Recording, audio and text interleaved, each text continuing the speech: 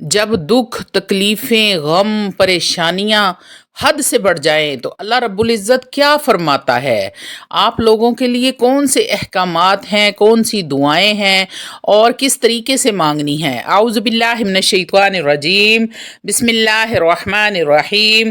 شروع کرتی ہوں اللہ کے بابرکت نام سے جو بڑا مہربان اور نہایت رحم فرمانے والا ہے۔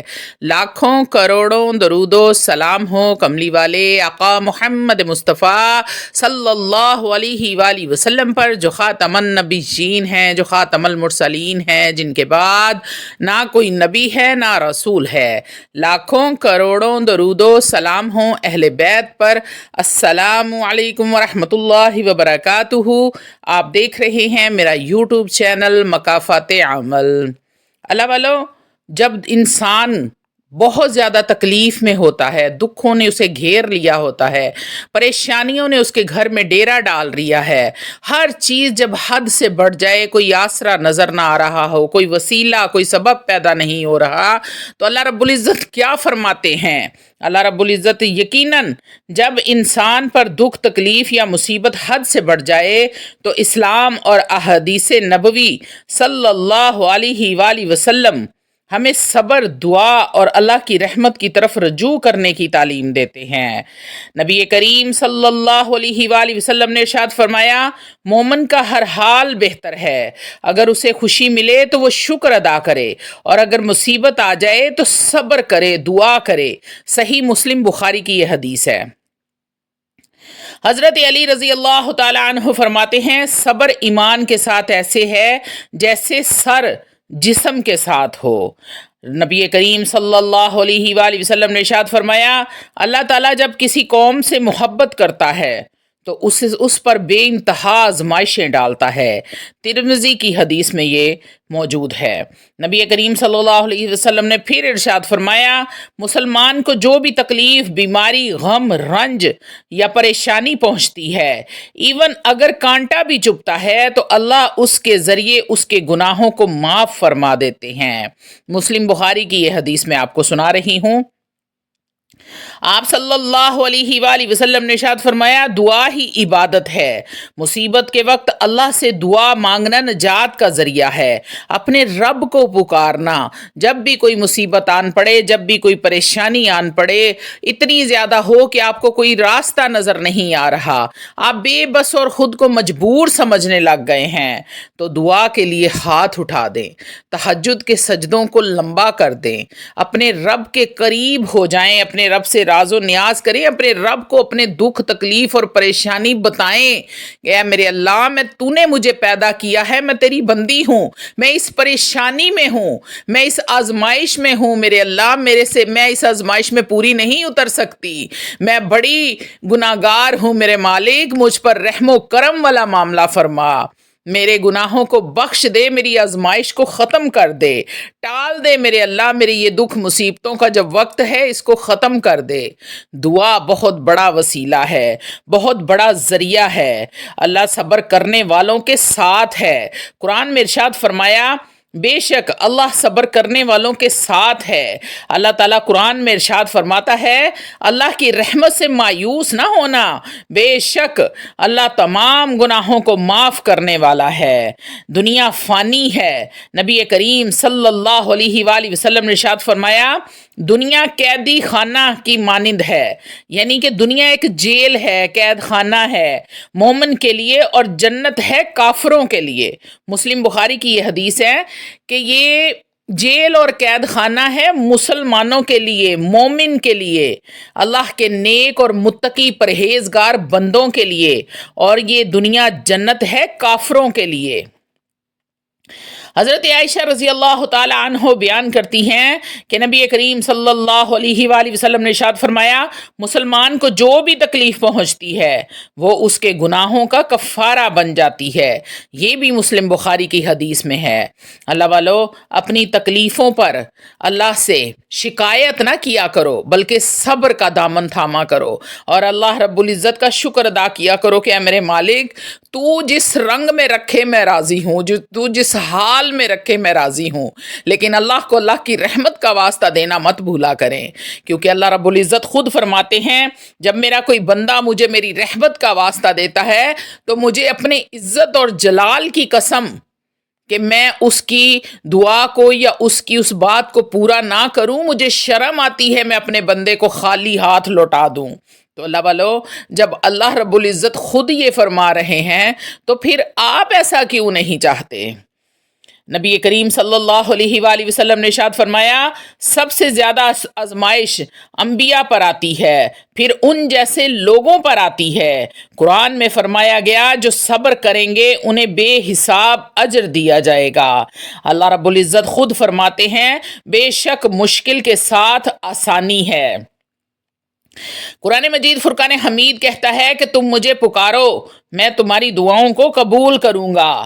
نبی کریم صلی اللہ علیہ وآلہ وسلم نے اپنے بیٹے ابراہیم کی وفات پر آنسو بہائے اور فرمایا دل غمگین ہے، آنکھیں اشکبار ہیں، لیکن ہم وہی کہیں گے جو اللہ کو راضی کرے۔ مسلم بخاری کی یہ حدیث ہے۔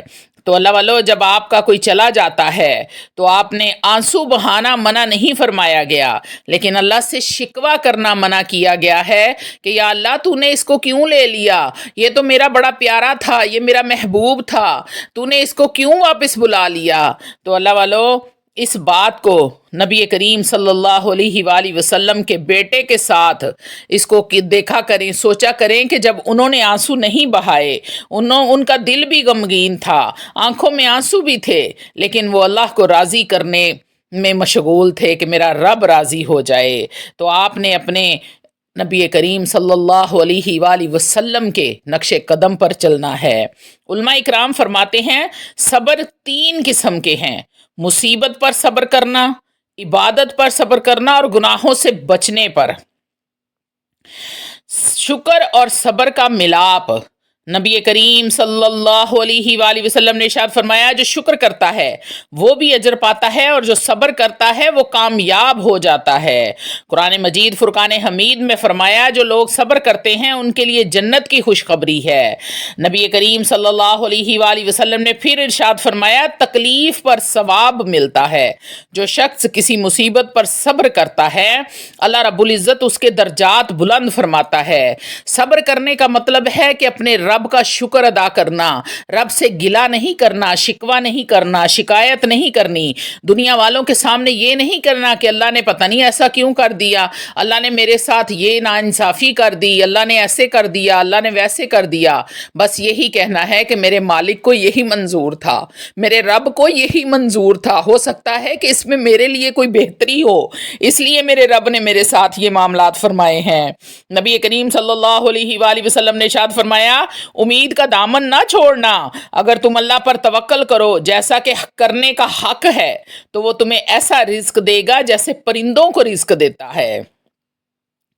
ایک اور حدیث میں نبی کریم صلی اللہ علیہ وآلہ وسلم نے ارشاد فرمایا، مسلم بخاری کی یہ حدیث ہے، آپ لوگ پھر مجھے کامنٹ میں پوچھتے ہیں کہ آپ حدیث کا حوالہ کیوں نہیں دے رہے، تو یہ مسلم بخاری کی حدیث ہے۔ آپ صلی اللہ علیہ وآلہ وسلم نے ارشاد فرمایا مصیبت کے وقت یہ دعا کرو انا للہ و انا الیہ راجعون اللہم اجرنی فی مصیبتی واخلف لی خیرا منہا۔ اگر کوئی بھی مصیبت، کوئی بھی پریشانی آ جائے اور آپ کو کوئی راستہ نظر نہ ہو، آپ کو لگ رہا ہو کہ یہ دنیا کی ساری پریشانیاں میرے ہی نصیب میں کیوں اللہ نے لکھ دی ہیں، تو اپنے رب سے راز و نیاز کر لو، تہجد کے سجدوں کو لمبا کر دو، سجدہ کرو اور اپنے رب کے سامنے گریہ زاری شروع کر دو۔ میرا رب سننے والا بھی ہے، وہ رحمان بھی ہے، وہ رحیم بھی ہے، وہ مالک یوم الدین بھی ہے۔ اللہ والو، اللہ رب العزت فرماتا ہے جب کسی جان پر اس کی طاقت سے زیادہ میں بوجھ نہیں ڈالتا، لا یکلف اللہ نفسا الا وسعها، یعنی اللہ کسی پر اتنی ہی آزمائش ڈالتا ہے جتنی وہ برداشت کر سکتا ہے۔ اللہ رب العزت صبر کرنے والوں کے ساتھ ہے۔ ان اللہ مع الصابرین، صبر کرنے والے کبھی تنہا نہیں ہوتے، اللہ ان کے ہمیشہ ساتھ ہوتا ہے۔ ہر تنگی کے بعد آسانی ہے۔ فإن مع العسر یسرا، ان مع العسر یسرا، اللہ وعدہ فرماتا ہے کہ مشکل کے بعد آسانی ہے۔ ولا تیأسوا من روح اللہ، اللہ کی رحمت سے مایوس نہ ہونا، وہ ہر حال میں مہربان ہے۔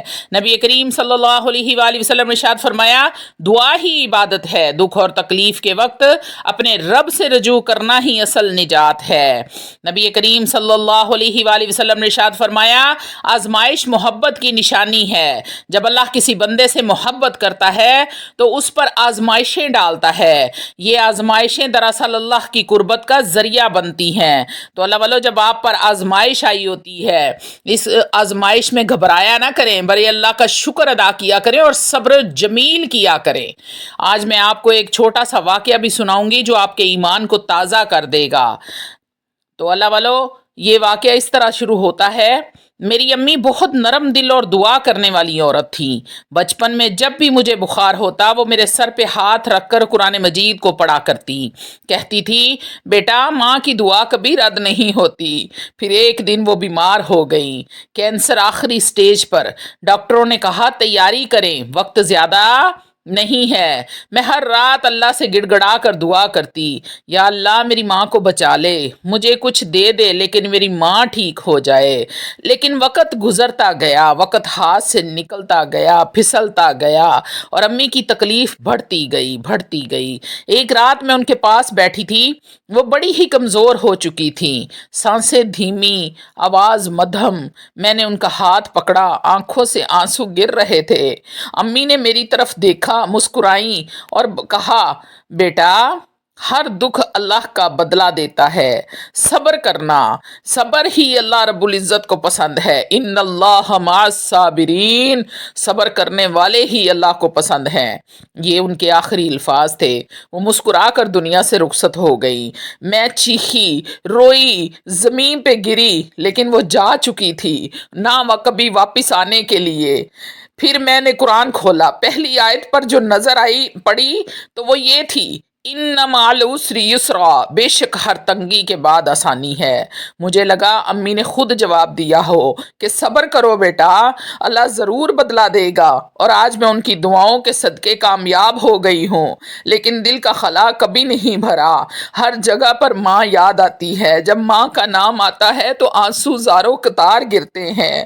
اللہ والو ماں کی قدر کر لو، جن کی ماں حیات ہے، دنیا میں زندہ ہیں، وہ اپنی ماں کی قدر کر لیں۔ ماں جیسا کوئی نہیں ہوتا۔ اگر ماں زندہ ہے تو اس کے پاؤں دبایا کریں، اس کے لیے دعا کیا کریں، اس کو گلے لگایا کریں، پیار کیا کریں۔ اگر وہ چلی گئی ہیں تو آنکھیں بند کر کے اللہ سے کہو یا اللہ میری ماں کی قبر کو جنت کا باغ بنا دے، اے اللہ میری ماں کی قبر کو جنت کا باغ بنا دے، اس کے تمام اگلے پچھلے ظاہری باطن جو بھی گناہ تھے ان کو معاف فرما کر جنت الفردوس میں اعلیٰ سے اعلیٰ مقام عطا فرما دے۔ یا رب العالمین میری ماں کو نبی کریم صلی اللہ علیہ وآلہ وسلم کے ہاتھوں سے جام کوثر پینا نصیب کرنا۔